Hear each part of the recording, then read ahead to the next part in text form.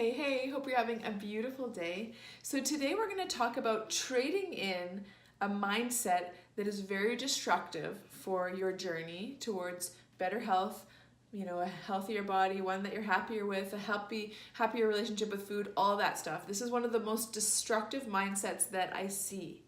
And I've been in this industry for over 10 years. I've seen it all, and I know that this is, bar none, the most destructive mindset that keeps you from reaching your goals. And it's all or nothing thinking when it comes to eating, especially, also exercise. It can apply different areas, but especially with eating and exercise, the all or nothing mentality. Yes, we've been trained, some of us, that this is the way to do it. However, I'm going to explain why it actually doesn't work and what works better. Okay, so it's an awesome exploration. So before we dive into that, let's just take 3 deep breaths. Breathing in, filling your chest, your ribcage, your belly. Nourishing your body with your breath, getting present here, giving yourself the gift of watching this lesson with as much presence as you can. Breathing in. I'm so passionate about living a more present, peaceful life, because if we just keep rushing and multitasking, we miss a lot of the gold along the way. In the whole spectrum of life, and specifically for this program, I want you to soak up all the juice that's here for you. And if you're present, you're going to get so much more out of it. One more deep breath. Getting ready to take it all in. Long exhale. All right, so the all or nothing mentality. Some people call this black or white thinking, and so I want to explain it. So another way of thinking of it is like the oh what the heck effect, or oh what the hell effect. So basically, let's make an example. Maybe you've started a really healthy way of eating, you're feeling great about it, maybe you're cutting down on sugar or whatever it is, and you go to work with all these great intentions. You have a really stressful day, an email comes in that really bothers you, you've got a lot going on at home, anxiety, all these things are happening. And then you go to the break room, let's say, and put yourself into this, because I don't know what your situation is, but we all can put ourselves into this. And you're tempted by something. Maybe there's a plate of cookies or donuts. Maybe it's a bottle of wine at home at night, whatever it is. And you're like, okay, you have maybe a willpower battle, who knows, or you have one. And you eat it, and then you say, oh man, I shouldn't have done that. And you start to beat yourself up. That's the first issue. You start to beat yourself up. And then you kind of start rationalizing and saying, well, that totally wasn't on the plan. That wasn't in alignment with my goals. So, well, what the heck? Why not just have another one? And then it spirals for a lot of people. Okay, so that's the oh what the heck effect, oh what the hell effect. It's a really unhelpful thinking style. In fact, psychologists classify it as one of the most unhelpful thinking styles that humans have, is black or white. It has to be black or white. I have to be all on the diet or I'm off the diet. And my passion in life is the middle path. I want to help you find the middle path that works for you, because we've been conditioned that we have to make it hard, we have to go extreme if we want to see results. And I can agree to an extent. Yes, if you go extreme, because I've done it, I've lost 30 pounds in 10 weeks, I've done crazy stuff to my body that I'm not proud of. Yes, it works if your desire is just to lose weight only to regain it plus more.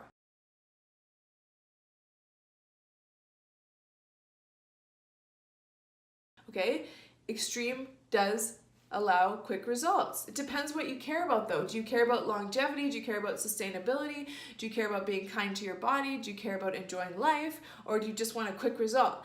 Let's say you're going to Mexico in 2 weeks. Yeah, maybe you're gonna do something extreme, okay? That's not really, I'm not gonna even talk about that, because that's not what this program is about, okay? We're not about quick fixes, we're about really finding a long-term solution so that you're not always yo-yoing. So all or nothing. And I wanna share a really great study with you. So this was done, and there's been so many. You can look up TED Talks on the all or nothing principle, and there's all kinds of stuff on the internet about how it doesn't work, especially with food. And there's an interesting study. I think it's great because it just really brings the point home. So I want you to think about this. There was milkshakes distributed to a group of people, and there was an extra large option or an extra small option. And so some people said, I'll take the extra large. Some people said, I'll take the extra small. And then a little while later, they went around with ice cream cones, and they offered the ice cream cones. And some people took an ice cream cone, some people said no thank you. Now, what group do you think took the ice cream cone predominantly? Think about it. It was the group that had the extra large milkshake. And I've shared this with a lot of people, and a lot of people are surprised by this. It depends on your relationship with food. However, the oh what the heck effect, the all or nothing effect, comes in a big way for most people, where they say, well, I already had the extra large milkshake. What's another ice cream cone? People do this with pizza. People do this with wine. People do this with donuts, everything. And I just want to make it really clear. I want to drive this home that one donut is much different to your body than 4. And I know that sounds really simple. However, sometimes it's really good to just have it driven home. An extra large milkshake, yeah, maybe that's not the healthiest choice. However, adding on an ice cream cone is going to cause more weight gain than just the extra large milkshake. So I really encourage you, try to really, really realize that all or nothing thinking around food especially is not helpful. Same with exercise. People go like, oh, I missed my workout twice this week already, so oh, what the hell, the week's been ruined. I'm just going to start fresh Monday. Or I'm going to start fresh in January. Or I'm going to start fresh after the next holiday. Like, it gets so extreme, and it's not helpful. The best thing you can do, let's say you make a choice that didn't work out so well, you don't feel so great about it. I've been sharing the idea, I'm so passionate about this, is instead of judging yourself and berating yourself, be kind with yourself and get curious. Be like, oh, I'm a detective. Why did this happen? Oh yeah, my day was super stressful. I had no self-care. I didn't get enough sleep last night. My boss was really hard on me. Yeah, it kind of makes sense I wanted to eat something. I'm a human, food is comforting for us. However, if you can get curious and be kind with yourself and stop there, instead of going, oh my God, you have no willpower, you did it again, it's a really different energy. And most people who guilt and shame themselves go down this spiral, and then they just feel way worse, and then they just keep eating. So stopping the spiral is what we're aiming for. I'm not saying never have the treat. I'm saying if you have the treat and you don't feel good about it, the best thing you can do is be forgiving with yourself and kind and curious. And there's another study, just to drive this point home, they put these people on a diet plan, and it was quite regimented, and they said, okay, if you eat something off the plan, or when you eat something off the plan, because everybody's gonna screw up, if you want to call it that, at some point, because we're not perfect. Half the group was told, be really kind with yourself, be really forgiving, and just remind yourself to do better at the next opportunity. The other group was told, I want you to be super hard on yourself, criticize yourself, call yourself names, like really berate yourself for your mistake. And then they were able to see which group was more successful. Now, who do you think was more successful? The group that berated themselves, or the group that was kind with themselves? So the group that was kind were 80% more successful in long-term results and keeping the weight off and actually achieving their goals. So this is just such a great example of the old paradigm of all or nothing, of being really hard on ourselves and being so extreme is not working. It's going away. It's just not working. And this is proven. There's a quote I love by one of my favorite authors, Janine Roth, and she says, for every diet, there is an equal and opposite binge. Because if we go all or nothing, we go all in, and we go so extreme, our minds, our psyches, our spirits are not desired for that much restriction. And then we swing the other way. And a lot of times that's because the second we make a mistake, we just give up entirely, we beat ourselves up, and we swing the other way. So that's part of it. There's so much stats on dieting because it's so extreme. There's only about 5% of dieters that actually keep the weight off for more than a year. And I believe that's because it's so black or white, and it's not possible to live in those extremes all the time.